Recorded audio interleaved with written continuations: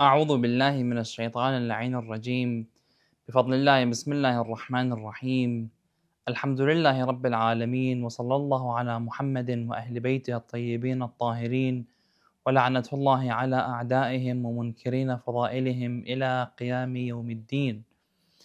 We are still on the door, the etiquettes of fasting from the book Bihar Al-Anwar, volume number 93.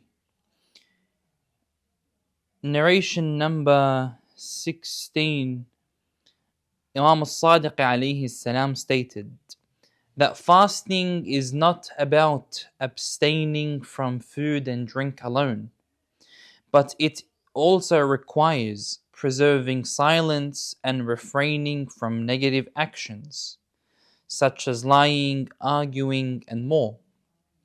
Imam al-Sadiq alayhi salam emphasizes the importance of maintaining good manners and controlling our actions and speech during fasting.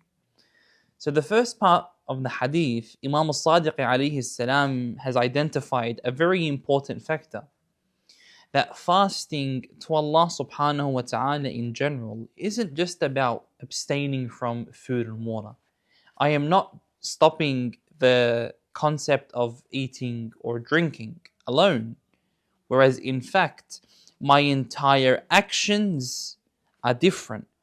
I must observe silence. I must not speak about that, in which will contradict the essence of fasting. And then the Imam alayhi salam says, it is important to observe silence, refrain from lying, lowering our gaze, and avoiding disputes, envy, gossip, and other negative behaviors. These are things that we unfortunately engage in on a day-to-day basis. So Imam al-Sadiq has pointed out that these certain actions that you guys perform in your daily life, these are not the etiquettes of fasting. These need to be removed from the list of actions that you perform. And then the Imam alayhi salam says, remember to mention Allah subhanahu wa ta'ala. Continuously mention Allah, worship Allah, perform your prayers and be patient. Patience is a very, very important factor when it comes to fasting, my brothers and sisters. And then the Imam says, stay away from falsehood, lying, arguments, suspicion, gossip and slander. And then he says, be mindful of the hereafter. This is a very important point. Be mindful of the hereafter. And await the promised days. Prepare for the meeting between you and Allah subhanahu wa ta'ala. And then Imam al-Sadiq says, may peace, tranquility, dignity, and humility be upon you. So Imam al-Sadiq makes dua for the one that fasts, for the one that avoids backbiting, that avoids having envy towards others. So then the Imam says, it is the submission of a servant who fears his Lord. Your fasting is a submission, is you saying, oh Allah, I as your servant, I am avoiding everything. And I am submitting to you, oh Allah. Hoping and fearing, seeking and desiring. I desire and I hope to get close to you, oh Allah. And then the Imam says, you have sought refuge with Allah from His enemies, and you have devoted yourself to Allah in your fasting through silence and all directions, abstaining from what Allah has forbidden in secret and in public. This is a very important point. Abstaining from what Allah subhanahu wa ta'ala has forbidden in secret and public. My brothers and sisters, the actions that we perform in secret, these are very dangerous actions. No one sees it, no one hears it, but Allah observes it. And that is something that we are not aware of, that Allah observes these actions that we do in secret and the ones that you do in public. You have truly feared Allah in secret and in public. If you truly fast your fast that Allah really wants, then you have feared Allah both in secret and in public. And you have dedicated yourself to Allah in the days of your fasting. and you have emptied your heart for Allah. The heart is the throne of Allah. Mankind's heart is the home of Allah subhanahu wa ta'ala. And you have directed your heart towards Him in what He has commanded you and called you to. Imam al-Sadiq then says, if you do all of this when fasting, right? If you do all of this while you are fasting, then you have fulfilled the essence of fasting and doing what Allah has commanded you. And whenever you decrease anything from what has been mentioned, you have decreased your fast, or you have been decreased from your fasting by that, or it has been decreased from your fasting by that amount. So we need to make sure, my brothers and sisters, that all the qualities that were mentioned, that we abstain from it, in order for our fasts to be counted, in order for Allah subhanahu wa ta'ala to deem our fasts the fasts of those that fasted for Him subhanahu wa ta'ala. That is the conclusion of the door, the etiquettes of fasting. We now go to the door number 38, and the heading of this door is the prayers at the time of iftar and the etiquettes of suhoor. Hadith number 2, Imam al-Kadhim alayhi salam narrates from his forefathers that the Holy Messenger sallallahu alayhi wa alihi wasallam stated, suhoor. Suhoor is the morning breakfast. Every group of people call it different. Some call it suhoor, some call it sihri, etc. He says that the suhoor, the morning breakfast, prior to the commencement of fasting is filled with blessings. So in order for me to prepare my day, tomorrow I'm going to fast. The day after tomorrow I'm going to fast. One of the ways that I can perfect my fasting and reap in more rewards is by participating in suhoor. Hadith number 4, Amir al-Mu'mineen Ali ibn Abi Talib, Imam Ali alayhi salam narrates from the Holy Messenger sallallahu alayhi wa alihi wasallam, have suhoor, even if it was as small as a sip of water, and break your fast even on a small proportion of a date.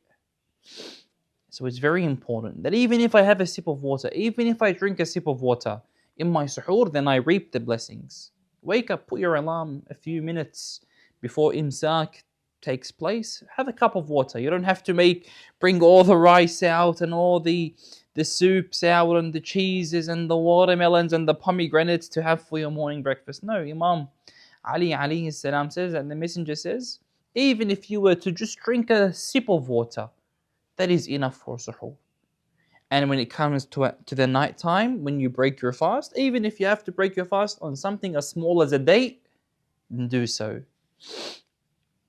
Hadith number 11, Imam al-Sadiq alayhi salam narrates from his fathers that the Holy Messenger sallallahu alayhi wa alihi wasallam stated, indeed, Allah and His Messenger send prayers upon the ones that seek forgiveness and upon the ones that consume suhoor, the morning breakfast.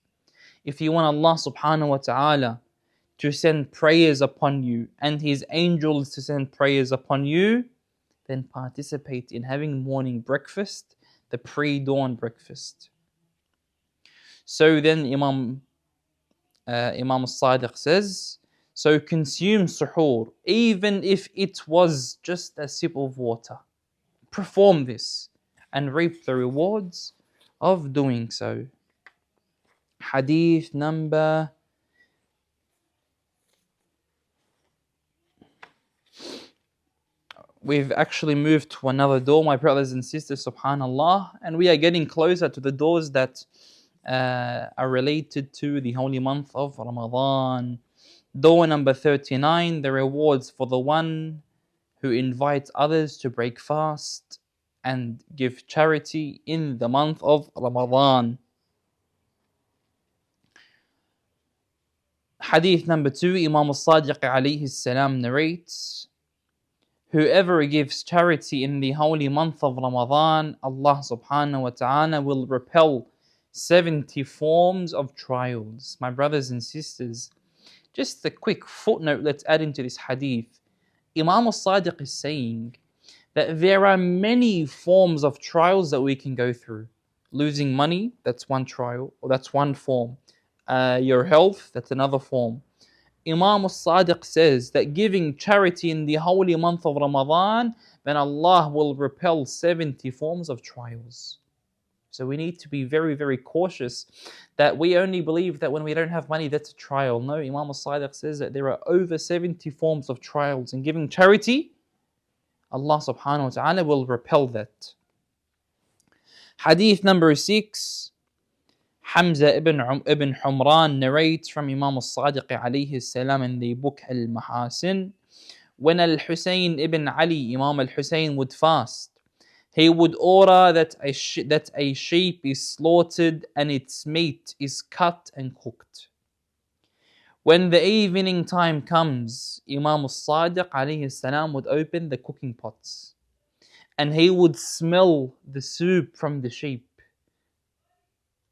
He would smell this while he is fasting. And then he will say to the servants in the house, bring forth the plates and distribute each plate to so-and-so family. So then the narrator says the Imam will continue to do this until there is no more food left in the pots. And then Imam al-Husayn alayhi salam will break his fast on a piece of bread and dates. My brothers and sisters, look at the love and the generosity of Aba Abdullah al-Husayn, Imam al-Husayn alayhi salam. He would give everything to the servants of Allah. And that's why some of our scholars, they say that the holy month of Ramadan, it's not odd to say that this is the month of Al-Husayn, because at the start of the holy month, it's recommended to visit Al-Husayn. In the middle of the month, it's recommended to visit Al-Husayn. On the nights of Layal al-Qadr, the nights that these nights are worth more than 1,000 months, they say visit Al-Husayn.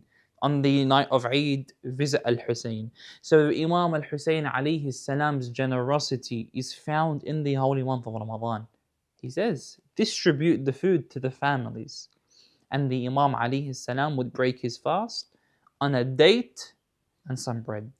So this is a message, my brothers and sisters, that the first hadith that I mentioned from Imam Sadiq alayhi salam, it's very important that when I fast, I don't gossip, I don't backbite, I don't speak about others, I don't harm others, I don't have envy towards others.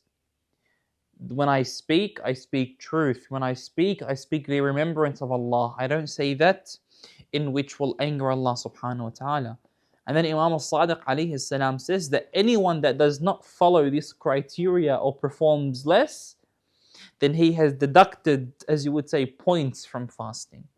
So it's very important that in the holy month of Ramadan and in the months that are outside of the holy month of Ramadan, when you fast, you observe the criteria of fasting. Insha'Allah ta'ala, in the next episode, we will begin, even though today, right now we mentioned about giving charity in the holy month of Ramadan. The next door is door number 46. And it speaks about the obligation in fasting the holy month of Ramadan. As we know, fasting in the holy month is wajib, it's an obligatory act.